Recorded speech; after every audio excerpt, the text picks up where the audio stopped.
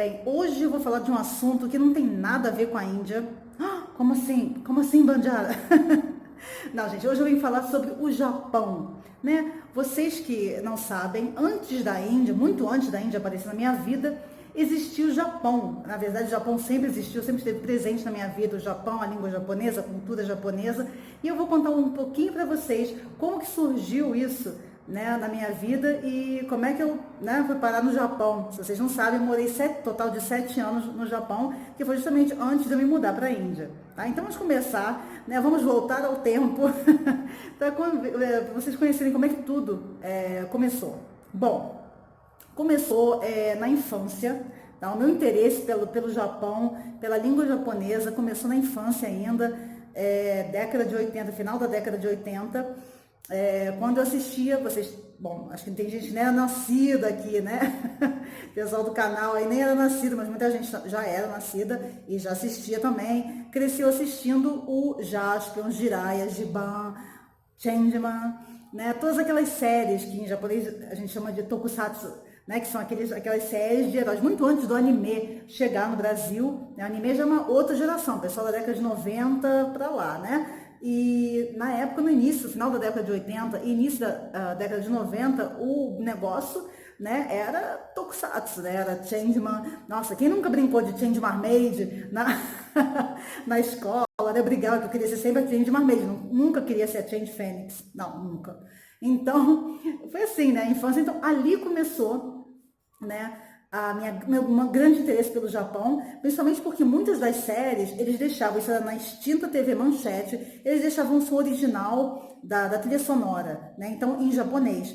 E, aquela música, né, na língua japonesa, eles mostravam também o nome dos artistas e todos os caracteres iam passando, né? E aquilo me fascinou, aqueles caracteres me fascinaram de uma forma que eu falei, gente, eu quero isso pra minha vida. E eu comecei a encher o saco da minha mãe. Mãe, eu quero estudar japonês. Mãe, eu quero estudar japonês. Minha mãe, Juliana, o japonês tá louca. Não, essa menina tá louca. Vai estudar inglês, espanhol.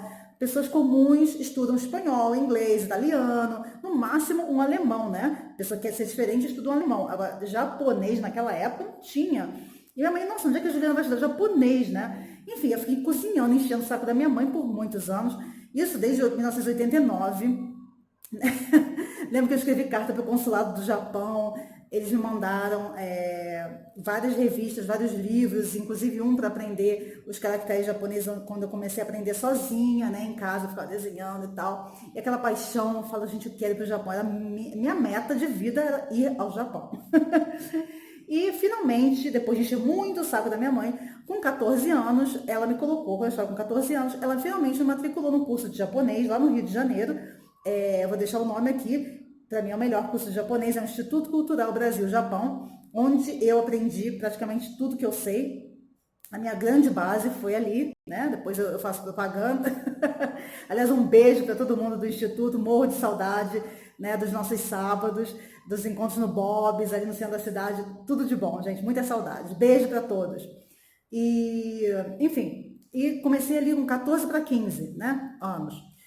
E, nossa, ali eu me descobri, foi minha grande paixão. Eu falei, nossa, língua japonesa, e eu tinha vontade de estudar mais e mais e mais, e realmente eu me apaixonei pela língua, pela cultura, por tudo, e continuei com a meta de ir ao Japão.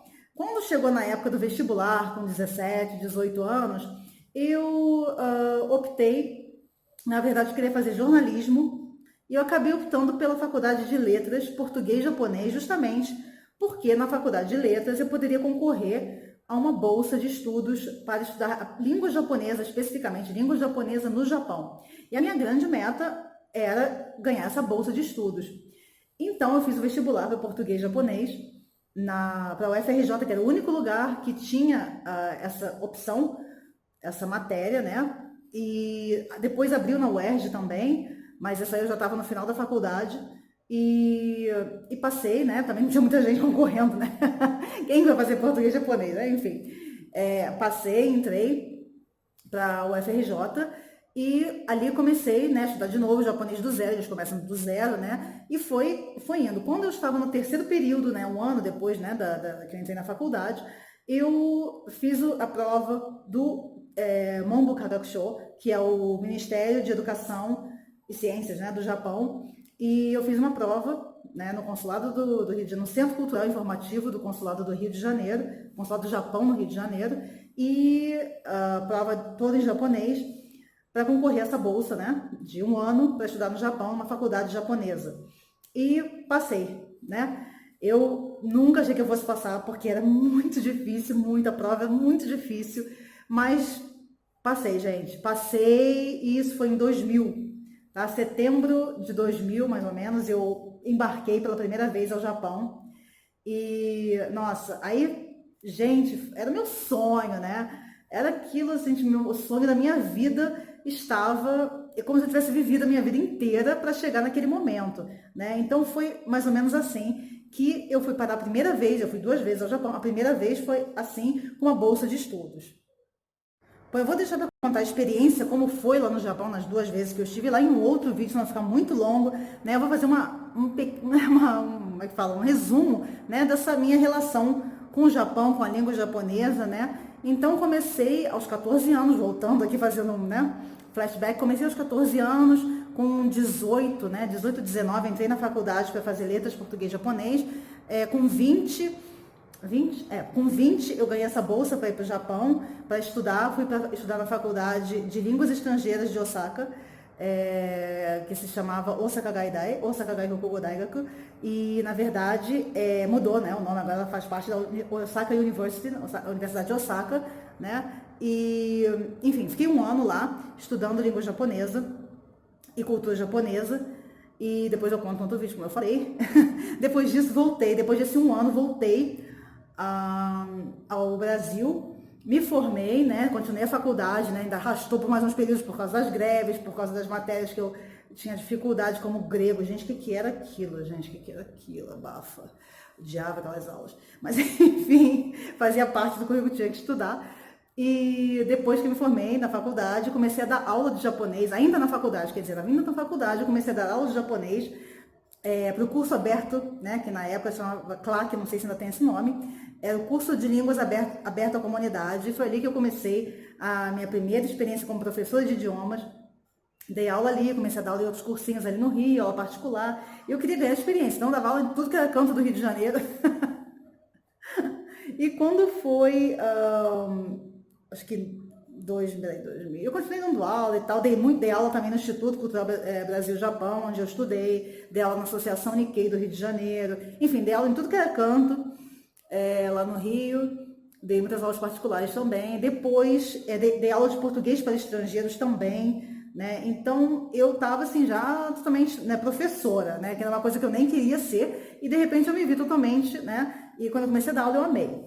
Enfim, depois disso, então sempre estive ligada com a língua japonesa. Depois disso, em 2007, né?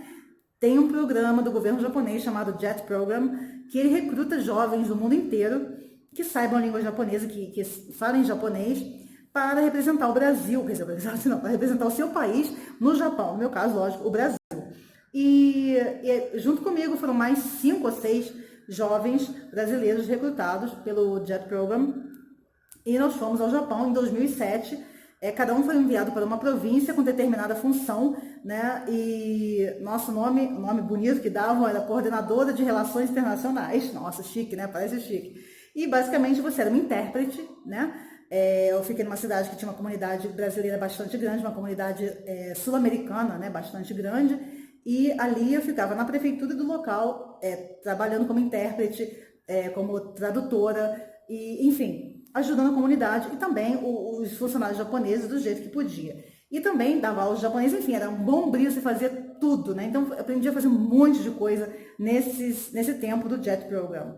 Depois eu faço até um vídeo sobre o JET Program, porque tem muita gente que me pergunta até hoje, né? Apesar de eu já ter me saído do programa, né, há muitos anos. E esse JET Program era tudo de bom, né? Então, foi nesse JET Program que a gente, né, viajava o Japão todo. Enfim, foi uma experiência maravilhosa, né? Então JET Program foram 2 anos que eu fiquei lá. Depois eu emendei, eu fiz um teste fiz uma prova como é que era o nome daquilo, meu Deus? Conselho de Educação, português não tá saindo.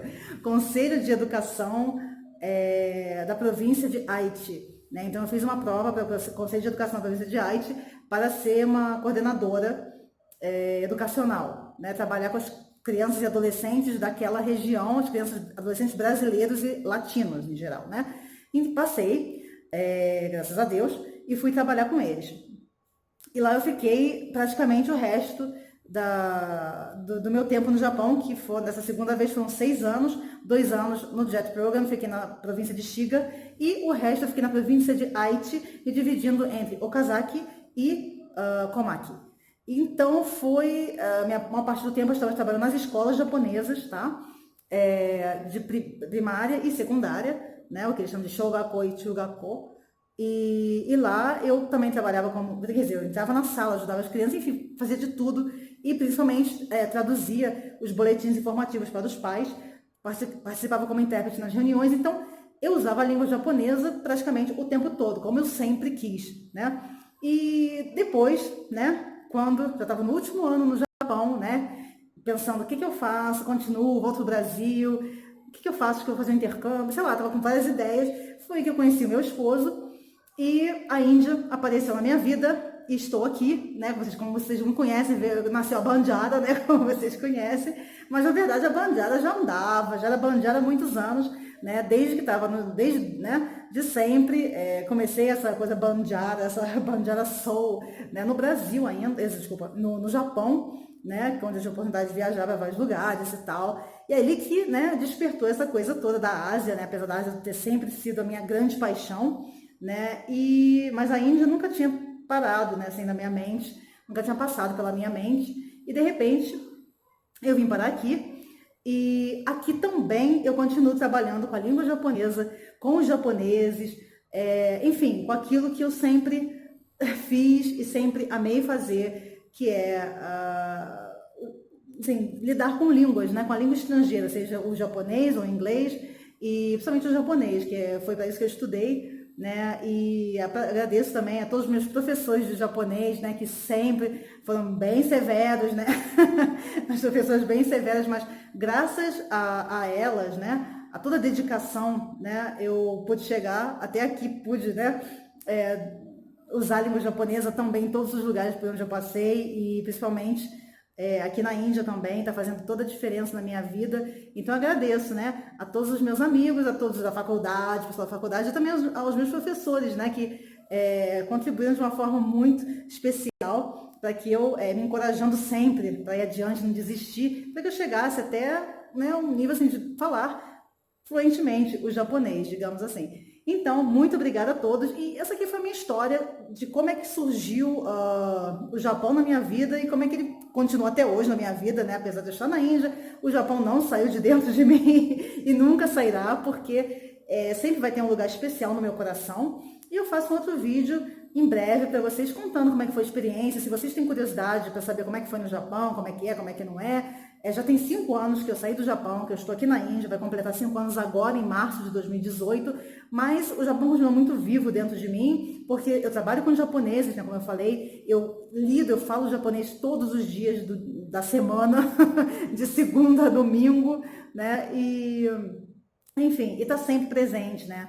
E é isso, gente. Então o Japão vai ter sempre um lugar especial no meu coração, o Brasil, claro, sempre, e a Índia, claro, né? Como estou aqui e é um país que me deu tantas oportunidades, né? Eu amo tanto. E é isso, gente. Mas continuem ligados que tem mais. Se quiserem perguntas, façam perguntas, deixe seu like, faça o que você quiser, curiosidades, que eu vou em breve responder no próximo vídeo, tá bom? Então é isso, gente. Foi essa a minha vida, o Japão e eu, nessa história de amor. Que já dura, olha, gente, já tem quantos anos isso? 24, não, peraí. Ai, não sei fazer conta, gente. Por isso que eu fiz letras, porque número nunca foi meu forte. Mas vocês fazem a conta, vocês são bons em matemática, faz a conta aí. Eu comecei com 14, já tô com 37. Ó, faz tempo, hein, gente? Bafo o caso. Mas enfim, é isso, gente. Um beijo a todos, obrigada sempre pela força, pelo carinho. E é isso, nos vemos no próximo vídeo. Tchau!